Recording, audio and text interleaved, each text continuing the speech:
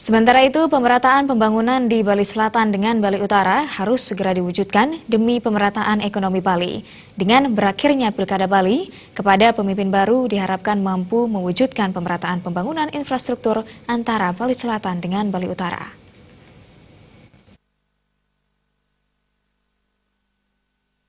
DPRD Bali Nyoman Tirtawan menyatakan sudah saatnya ketimpangan pembangunan di Bali Selatan dan Utara berakhir. Pemerataan pembangunan ekonomi harus segera diwujudkan, terlebih telah berakhirnya Pilkada Bali. Diharapkan pemimpin Bali yang baru mampu mewujudkan hal tersebut. Khusus untuk daerah Bali Utara, keberadaannya masih perlu dikembangkan, salah satunya dengan cara pembenahan serta peningkatan infrastruktur. Pemerataan pembangunan ekonomi Bali memang benar-benar dibutuhkan oleh masyarakat. Rencana pembangunan bandara di Bali Utara segera bisa diwujudkan karena akan membawa angin segar bagi sektor pariwisata. Kalau sudah pemimpinnya baik, birokrasinya bersih, dengan birokrasi bersih akan mempengaruhi iklim investasi. Kalau sudah iklim investasi baik, saya yakin akan banyak terjadi dibukanya lapangan pekerjaan, otomatis tidak ada pengangguran.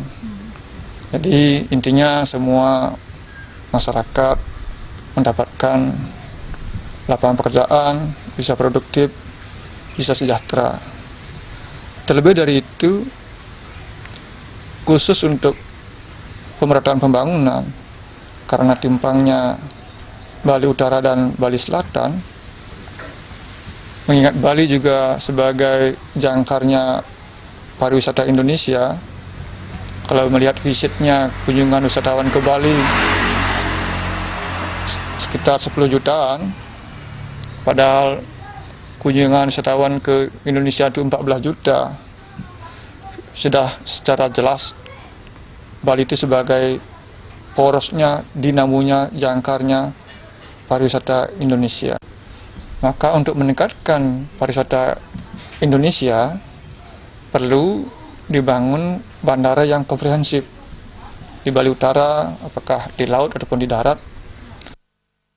Terwujudnya hal tersebut diyakini kunjungan wisatawan akan meningkat. Peningkatan akan berpengaruh pada peningkatan ekonomi masyarakat di seluruh Bali. Desa Aryani dan Krisna Ananta, Bali TV.